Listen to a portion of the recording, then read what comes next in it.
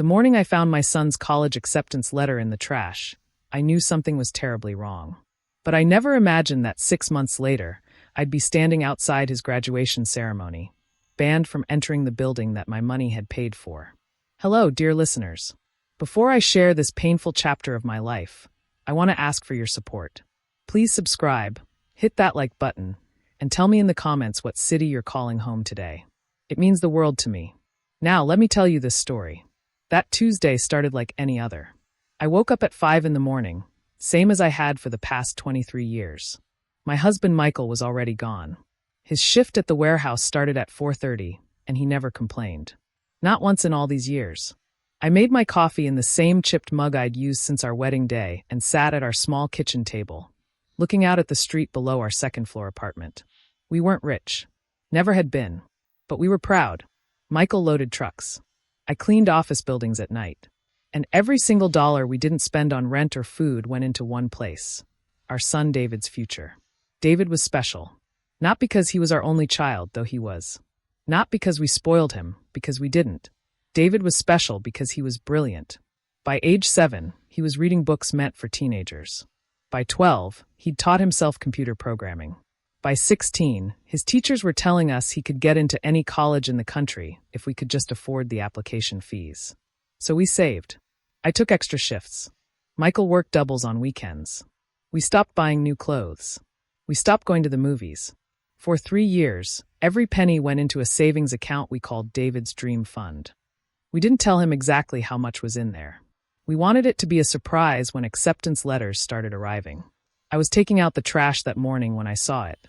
The envelope was crumpled, coffee-stained, wedged between yesterday's newspapers and an empty cereal box.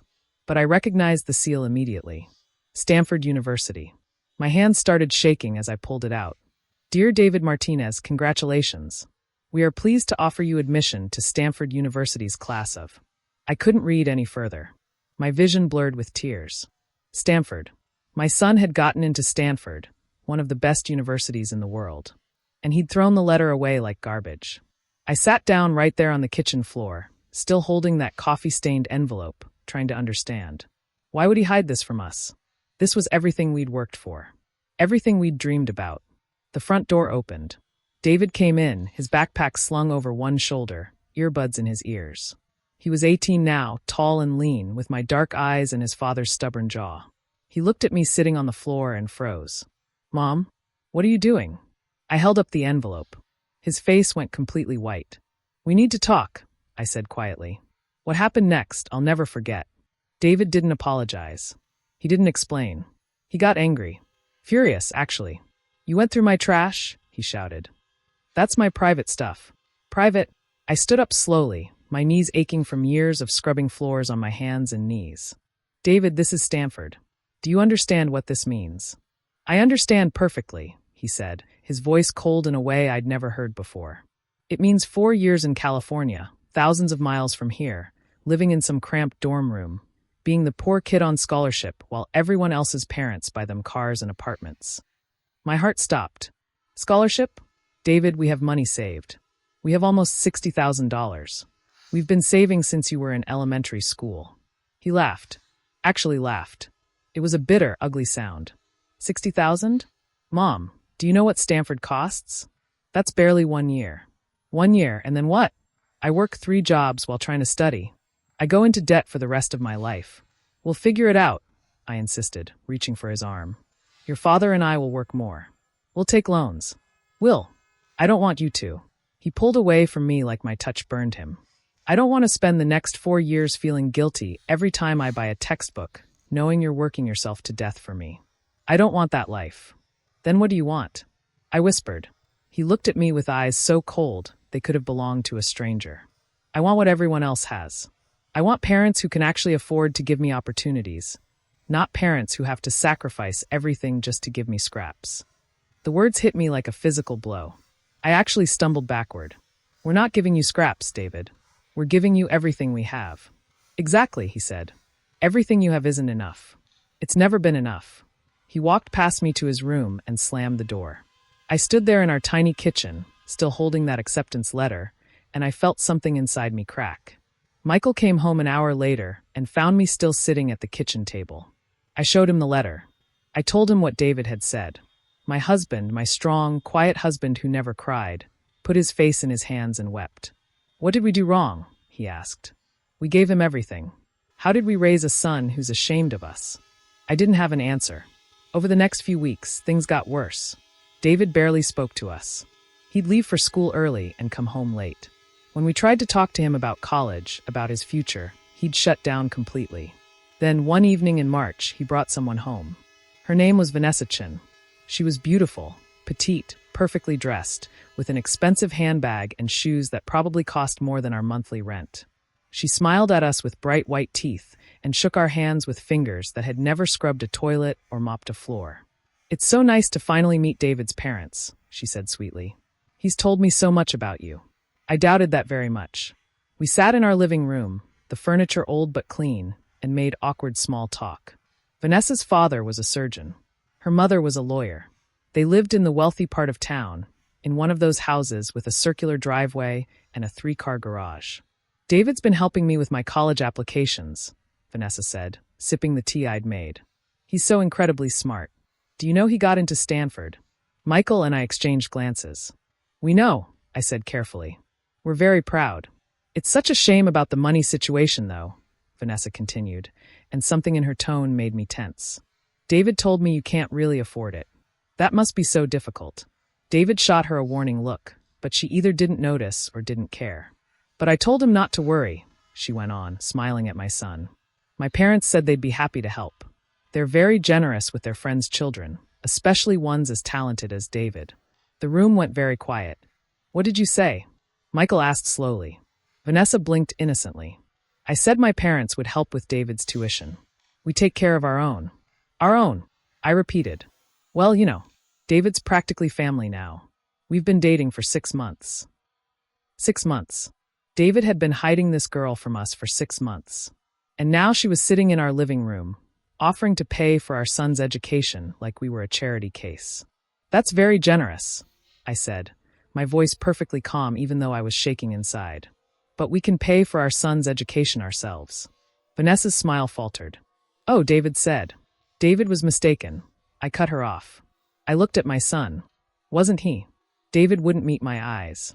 After Vanessa left, promising to see David tomorrow, I confronted him. 6 months, I said. "You've been with this girl for 6 months and never mentioned her?" "I knew you'd react like this," he muttered. "Like what?" "Like parents who deserve to know what's happening in their son's life." "Like parents who'd embarrass me," he shouted. "Do you know what it's like, Mom?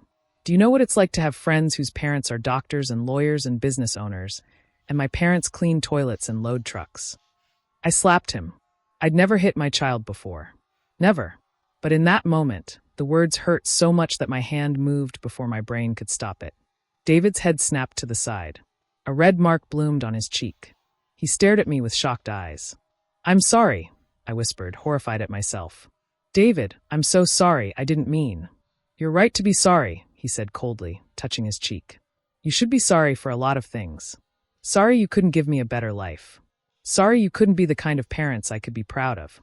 He walked out the door. He didn't come home that night. David stayed at Vanessa's house that night. And the night after that. And the one after that. When he finally came home a week later, it was only to pack a bag. He moved in with the Chens. They had a guest house, he explained, avoiding my eyes. It would be easier for everyone. Easier for him, he meant. Easier to pretend we didn't exist. But here's the thing about parents like Michael and me. We don't give up. We can't. It's not in our DNA. So even though our son had essentially moved out, even though he barely returned our calls, we kept saving. We kept working. We kept believing that somehow we could fix this. The $60,000 in David's dream fund grew to 65, then 70. I took on an extra office building. Michael worked every holiday, every weekend. We ate pasta and rice. We stopped going to the dentist. Every cent went into that account. And then, 2 months before graduation, David came home. It was a Sunday afternoon. Michael and I were sitting at the kitchen table, going over bills. When David walked in, we both froze. He looked different, healthier. His clothes were new and expensive. His hair was cut in some trendy style I didn't recognize. "Hi," he said awkwardly, standing in the doorway of his own home like a stranger. "Hi, baby," I said, my voice breaking. I wanted to run to him, hug him, but something in his posture stopped me. "Can I sit down?" "This is your home, David," Michael said quietly. "You never need to ask." He sat. For a long moment, nobody spoke. Then David took a deep breath. "I came to talk about graduation." My heart leaped. "You want us there?" "Oh, David, of course we'll be there. We wouldn't miss it for the world. That's the thing." He looked down at his hands. "Vanessa's parents are throwing me a graduation party. At their country club. It's going to be really nice. There'll be over 100 people. Important people. Business connections that could help me in the future."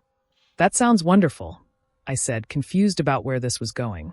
"The thing is," he paused, swallowed hard. "The thing is, Mom, Dad, I think it would be better if you didn't come." The words hung in the air like smoke. I couldn't have heard him right. "What?" Michael whispered. "To the party," David clarified quickly. "Just to the party. You can still come to the actual graduation ceremony at the school. But the party afterward. Vanessa's parents have a certain image to maintain. Their friends are all, well, professional people, educated people. And we're not educated enough for you?" I asked. My voice sounded strange, distant, like it was coming from someone else. "It's not that," David said, but we both knew he was lying. "It's just, I don't want you to feel uncomfortable. You wouldn't know anyone there. You'd have to make small talk with surgeons and CEOs. It would be awkward for everyone." "Awkward for you, you mean," Michael said. His voice was hard. I'd never heard him sound like that before. David's face flushed. "Fine. Yes. It would be awkward for me. Are you happy? I'm trying to start a new life, and having my parents there who clean toilets for a living isn't exactly the impression I want to make." I stood up. My legs were shaking, but I stood. "Get out." David blinked. "What?" "Get out of this house. Now."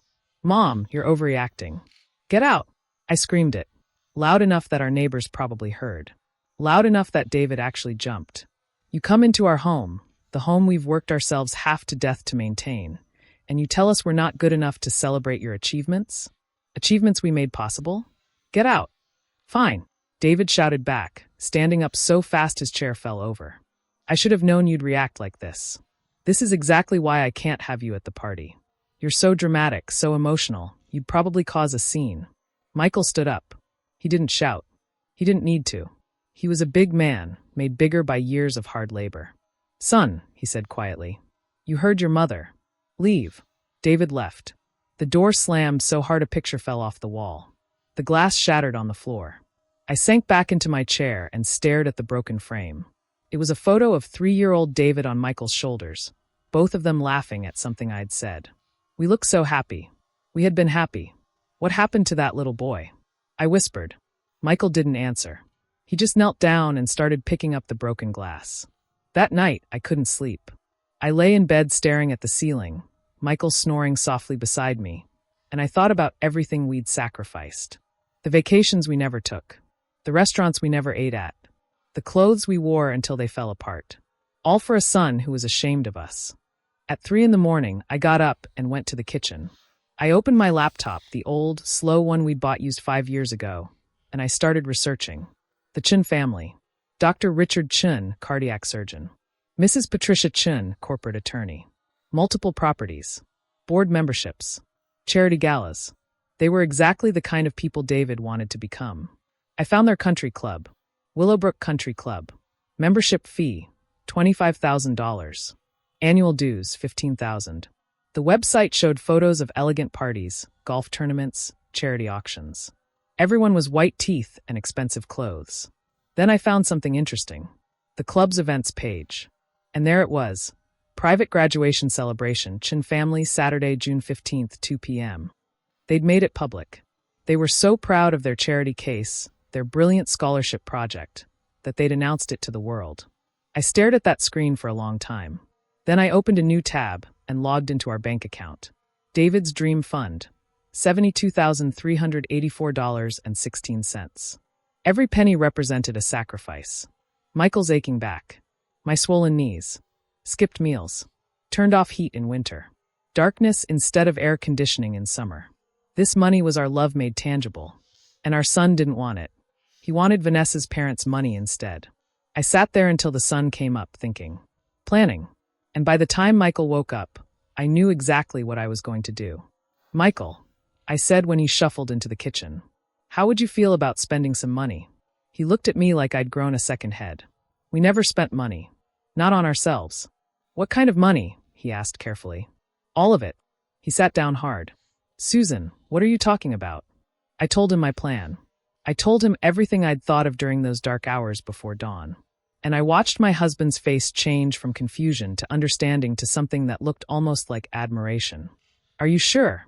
He asked when I was done. I've never been more sure of anything in my life. He nodded slowly. Then let's do it. The next 2 weeks were a blur of activity. We moved like people possessed. I took time off work for the first time in years. Michael did too. And we spent our son's education fund. But not on what you might think. First, we paid off our apartment. We'd been renting for 23 years. The landlord nearly had a heart attack when we offered to buy it outright. $20,000, and it was ours. Our home. The first thing we'd ever owned. Then we bought a car. Not a fancy one, but newer than the 20-year-old beater we'd been nursing along. Something reliable. Something that wouldn't break down on the highway. We bought new clothes. Not designer labels, but nice things. Clothes that fit properly. Clothes that didn't have patches or stains. We went to the dentist. Both of us. Got our teeth fixed. Got glasses with updated prescriptions. We opened an investment account and put $15,000 in it. For retirement. For us. And then, with what was left, we did something I'd never dreamed we'd do. We booked a cruise. 2 weeks in Alaska, leaving the day after David's graduation. First-class cabin. All meals included. Shore excursions. The works. It cost $8,000. $8,000 that could have gone toward David's second year at Stanford. I didn't feel guilty. Not even a little bit. The morning of June 15th dawned bright and clear. Perfect graduation weather. Michael and I got up early, even though the ceremony didn't start until 10. We had a lot to do. I put on my new dress. It was navy blue, simple but elegant, with a fitted waist and a knee-length skirt. It was the nicest thing I'd owned in 20 years. Michael wore a new suit, charcoal gray, with a crisp white shirt and a tie I'd helped him pick out. We looked at ourselves in the mirror. We looked good. We looked like people who had our lives together. Like people who deserved respect. Ready? Michael asked, offering me his arm. Ready, I said. The graduation ceremony was being held at the school's football stadium. We arrived early and found seats in the middle section, not too close but with a good view. Around us, other parents were settling in, chattering excitedly, taking photos. I saw Vanessa's parents arrive. They were impossible to miss. Dr. Chun in an obviously expensive suit. Mrs. Chun in a designer dress and heels so high I wondered how she could walk. They moved through the crowd like royalty, greeting people, air-kissing, laughing. They didn't see us. We were invisible to people like them. The ceremony began. The principal spoke. The valedictorian spoke. Then they started calling names. David Michael Martinez. Our son walked across the stage. He looked handsome in his cap and gown, confident. The Chens stood up and cheered. They had a professional photographer with them, I noticed. Snapping pictures like David was their own son. I didn't stand. I didn't cheer. I just watched my boy, my brilliant, ashamed boy, accept his diploma and shake the principal's hand. After the ceremony, there was a reception on the lawn. Families clustered around their graduates, taking photos, hugging, celebrating. Michael and I worked our way through the crowd toward David. He saw us coming. I watched his face change from joy to discomfort to something that looked like panic. "Mom, Dad," he said tightly when we reached him. "You came." "Of course we came," I said. "Did you think we'd miss your graduation?" "No, He glanced around nervously. Vanessa was standing a few feet away, watching us. "I thought you'd have to work." "We took the day off," Michael said. "Seemed important." That's great." David was sweating despite the pleasant weather. "Listen, the party is starting soon, so—" "We know," I said. "Willowbrook Country Club, 2 o'clock. We saw the announcement." David went pale. "You're not. Mom, please tell me you're not planning to come to the party. We talked about this." "You talked," I corrected. "We didn't agree to anything." "Susan." It was Dr. Chun, appearing at David's elbow with a practiced smile. "Michael, so good to finally meet you properly. David speaks so highly of you." Another lie. David probably never spoke of us at all. "Dr. Chun," I said politely. Thank you for being so kind to our son. Not at all, not at all. He's a remarkable young man. We're thrilled to help him achieve his potential. There it was. That word. Help. Like we couldn't help our own son. About the party, I began, but Dr. Chen cut me off smoothly. Ah yes, the celebration. I hope you'll understand. It's rather an exclusive affair.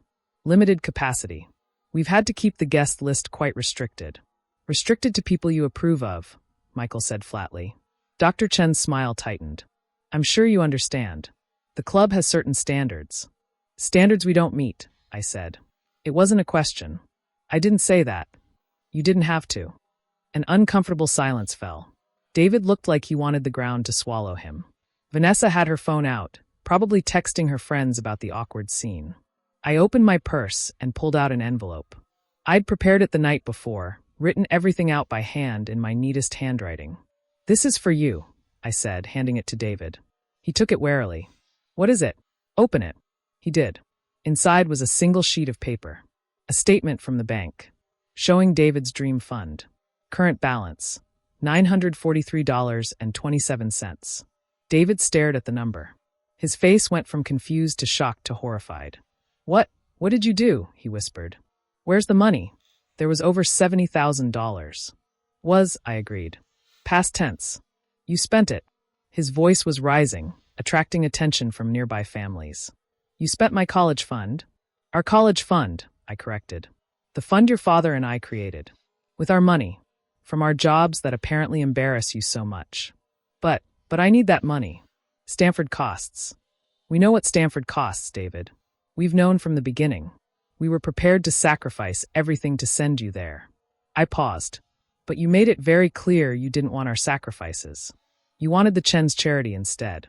Dr. Chen stepped forward, his face stern. Now see here. No, you see here, I said, my voice cold and clear. You want to adopt my son? Want to take credit for his achievements? Fine. You can pay for them too. All of them. Because we're done. Mom. David grabbed my arm. You can't do this. How am I supposed to pay for school? The same way millions of other students do. Scholarships. Loans. Jobs. Or, I looked at the Chens. Maybe your new family will help. After all, Dr. Chen just said David is remarkable. Surely that's worth investing in. The look on Dr. Chen's face was priceless. He'd been playing the generous benefactor, but he'd never actually expected to have to pay for 4 years of Stanford. This is insane, David said, his voice breaking. You're my parents. You're supposed to support me. We did support you, Michael said quietly. For 18 years. We fed you, clothed you, loved you. We sacrificed everything to give you opportunities. And you thanked us by being ashamed of us. I'm not ashamed. You told us not to come to your graduation party because we clean toilets for a living, I said. Every word was like pulling a knife from my chest. It hurt, but it had to come out. You hid your girlfriend from us for 6 months because her parents are rich and we're not. You threw away your Stanford acceptance letter rather than accept help from people you consider beneath you. People were definitely watching now. A circle of families had formed around us, pretending not to listen but hanging on every word. Vanessa's mother whispered something to her husband. They were calculating, I could see it. Calculating the cost of David. Calculating whether he was worth it. The money is gone, I said, taking Michael's hand. We bought our apartment. We invested in our retirement. We're taking a cruise next week. 2 weeks in Alaska. We're going to see glaciers and whales and do all the things we've dreamed about for 23 years, but couldn't because we were too busy sacrificing for you. You're selfish, David spat. The tears were running down his face now, but they were angry tears. You're punishing me because I wanted better than what you could give me. No, baby. My own tears started then. We're not punishing you. We're freeing you. You wanted to be independent. You wanted a life without us. Now you have it. Congratulations. We walked away. Through the crowd of staring parents, past the decorated tables, past David's cries of Mom. Dad, wait. We walked to our new car, got in, and drove away from our son's graduation. Michael was shaking. His hands gripped the steering wheel so tight his knuckles were white. Did we do the right thing? He asked as we pulled onto the highway. I looked back at the school, getting smaller in the rearview mirror. I don't know, I admitted. But I know we couldn't keep living the way we were. Being ashamed of ourselves because our son was ashamed of us. We drove home in silence. When we got there, our apartment felt different. Maybe because it was ours now. Really ours. No landlord. No rent checks. Just ours. The phone started ringing 20 minutes later. David's number. I let it go to voicemail. Then Vanessa's number. Voicemail. Then a number I didn't recognize. Probably Dr. Chin. Voicemail. By evening, we had 17 missed calls and 12 voicemails. I didn't listen to any of them. The next day, Sunday, there was a knock on the door. Michael answered it. Through the bedroom doorway, I could see David standing there. He looked terrible, like he hadn't slept. "Can I come in?" he asked. Michael looked back at me. I nodded. David came into our living room and sat on the couch. He looked around like he was seeing the place for the first time. The new curtains I'd bought, the fixed TV stand, the photo on the wall that I'd replaced and reframed, the one of 3-year-old David on his father's shoulders. "The Chens said they can't pay for Stanford," he said without preamble. "Dr. Chen said it would set a bad precedent, that I need to learn to stand on my own 2 feet. "Imagine that," I said dryly. "Vanessa broke up with me." His voice cracked. She said her parents only approved of our relationship because they thought you had money. They thought I came from a good family. When they found out the truth, that you spent the college fund, they said I clearly came from an unstable background. Her mom said I wasn't suitable anymore. A small, petty part of me felt satisfied. But mostly, I just felt sad. Sad for my son, learning these hard lessons. "I'm sorry," I said. And I meant it. "Are you?" He looked up at me with red-rimmed eyes. "Because you destroyed my life." "No, David. You destroyed your relationship with us. There's a difference. I needed that money. You needed parents who loved you," I corrected. "You had those. You still have those. The money was just money. Just money." He laughed bitterly. "Just $70,000? Do you know what I could have done with that?" "Yes," Michael said. "You could have gone to Stanford and gotten a world-class education. That money came from to accept it with grace and gratitude." David stood up. He was pacing now, agitated. "What am I supposed to do now? Stanford starts in 3 months. I have $900. That's not even enough for textbooks." "You figure it out," I said. "You're brilliant, remember? Top of your class. Surely you can find a solution. You're really not going to help me?" "We can't help someone who doesn't want our help," Michael said. "You made that very clear." David stared at us for a long moment. Then he shook his head. "I can't believe you're doing this to me. My own parents." "Believe it," I said softly. He left. The door closed quietly this time. No slamming, just a soft click. Michael and I sat in the silence. "Think he'll be okay?" Michael asked. "Eventually," I said. "Maybe this is exactly what he needs. To learn that the world doesn't owe him anything. That real value isn't in money or status, but in people who love you unconditionally. Will he learn that? I hope so. But that's up to him now." Our Alaska cruise was everything we'd dreamed it would be. We saw glaciers calving into the ocean. We watched whales breach in the crystalline water. We held hands on the deck and watched the northern lights dance across the sky. For 2 weeks, we lived like people who mattered, like people who deserved good things. When we got back, there was a letter waiting for us, forwarded from David's old school. It was from Stanford. I opened it carefully. Michael read over my shoulder. "Dear Mr. and Mrs. Martinez, we wanted to inform you that David has deferred his enrollment for 1 year. He's reached out to our financial aid office and has been awarded a combination of grants and work study that will allow him to attend without family contribution. He's also secured a part-time job through one of our alumni networks. We're pleased to offer him this opportunity and look forward to welcoming him to campus next fall." There was a handwritten note at the bottom, in David's familiar scrawl. "I got a job at a tech startup. I'll be working 60 hours a week for the next year, saving every penny. I'm going to Stanford on my own terms. I don't need your money. I don't need the Chen's charity. I'm doing this myself. Maybe that's what I should have done all along." It wasn't an apology. There was no "I'm sorry" or "I was wrong." But it was something. It was growth. Michael and I stood in our kitchen in our apartment that we owned, and we held that letter. "He's going to be okay," Michael said. "Yeah," I agreed. "He is." 3 months later, on a cold October evening, there was another knock on the door. David stood there with 2 suitcases and a duffel bag. He looked different. Thinner. Tired. His clothes were worn. His shoes had holes in them. "Can I come in?" he asked quietly. I stepped aside. He came in and set down his bags. "I've been working 80-hour weeks," he said. "2 jobs. One at the startup during the day, one washing dishes at a restaurant at night." I felt my heart clench. My baby washing dishes. Just like I did. "I saved $18,000, he continued. "Between that and my financial aid and the work-study, I can make Stanford work. Barely. It's going to be hard. Really hard." "I'm proud of you," I said. And I meant it. He looked at me. Really looked at me, maybe for the first time in years. "I'm sorry," he whispered. "I'm so sorry for what I said. About your job. About being ashamed. I worked in that restaurant kitchen for 3 months, and every night when I came home smelling like grease and garbage, I thought about you. About how you did that for years. For me. And I called you an embarrassment." The tears came then. His and mine both. "I didn't understand," he said, his voice breaking. "I didn't understand what sacrifice meant. What love meant. I was so focused on what I didn't have that I couldn't see what I did have. Parents who would have given me everything. And I threw it back in your face." Michael came over and put his hand on David's shoulder. "You were young," he said gruffly. "You made mistakes.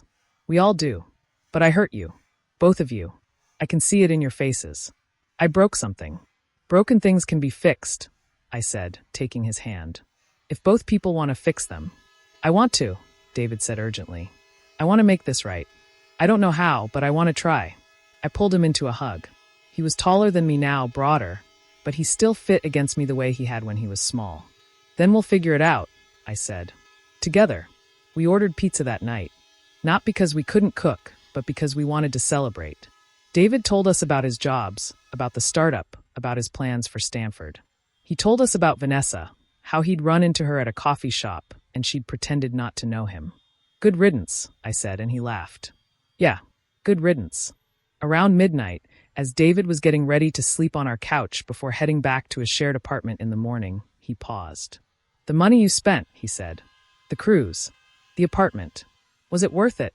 Michael and I looked at each other. "Every penny," I said. "Good." He smiled. "I'm glad you finally did something for yourselves. You deserved it." And in that moment, I knew. It had all been worth it. Not just the cruise or the apartment, but the hard lesson. The tough love. The refusal to enable his disrespect. Because we'd gotten our son back. Maybe not the way we'd planned. Maybe with some scars. But we'd gotten him back. That was 5 years ago, dear listeners. David graduated from Stanford last year. He got a job at a major tech company. He makes more money now than Michael and I made in our entire lives combined. And you know what he did with his first paycheck? He paid off our car. The one we'd bought ourselves after spending his college fund. With his second paycheck, he took us to dinner. A nice restaurant. The kind where Michael and I would have never gone on our own. "Order whatever you want," he said. "Money's not an object." I ordered the most expensive thing on the menu, just to make him smile. It wasn't about the food. It was about the gesture. About him wanting to take care of us the way we'd taken care of him. He's dating someone new now. A girl named Maya who works at a nonprofit. She's smart and kind, and most importantly, she thinks it's amazing that his parents worked so hard to give him opportunities. At their first dinner together at our place, she asked me about my job cleaning offices. She wanted to know what it was like, how long I'd been doing it, whether I enjoyed it. David watched anxiously as I answered her questions. But there was no shame in his eyes anymore. Just love. And pride. "My mom is the hardest working person I know," he said when Maya asked what inspired him. "Everything I am, I owe to her and my dad." I don't tell you this story to make myself seem heroic, dear listeners. I'm not a hero. I'm just a mother who got pushed too far and pushed back. But I learned something important that day at the graduation. I learned that love without boundaries isn't love at all. It's enabling. It's self-destruction. Our children need to know that we love them unconditionally. But they also need to know that love doesn't mean accepting disrespect. It doesn't mean sacrificing our dignity so they can have everything they want. Sometimes the most loving thing we can do is say no. Sometimes the most loving thing we can do is let them struggle. Let them fail. Let them learn that the world doesn't revolve around them. Was it hard? God, yes. Walking away from David that day was the hardest thing I've ever done. Spending that money, knowing he needed it for school, felt like betrayal. But it wasn't betrayal. It was the wake-up call he needed. And maybe the wake-up call we needed too. Because Michael and I spent 23 years being invisible, being the people who worked and sacrificed and disappeared into the background. And somewhere along the way, we forgot that we mattered too, that our lives had value beyond what we could provide for our son. That Alaska cruise taught us that we deserved good things. We deserved to be proud of ourselves, even if our son wasn't proud of us. And eventually, slowly, painfully, David learned that lesson too. So, dear listeners, thank you for staying with me through this difficult story. If it touched your heart, if it made you think about your own relationships with your children or your parents, please let me know in the comments. Tell me what you would have done in our situation. Would you have walked away? Would you have spent the money? And if you haven't already, please subscribe to our channel. Hit that like button. Share this story with someone who needs to hear it. Because sometimes the stories that hurt the most are the ones we need to hear. Until next time, remember, loving someone doesn't mean losing yourself. Never forget your own worth. Thank you for listening.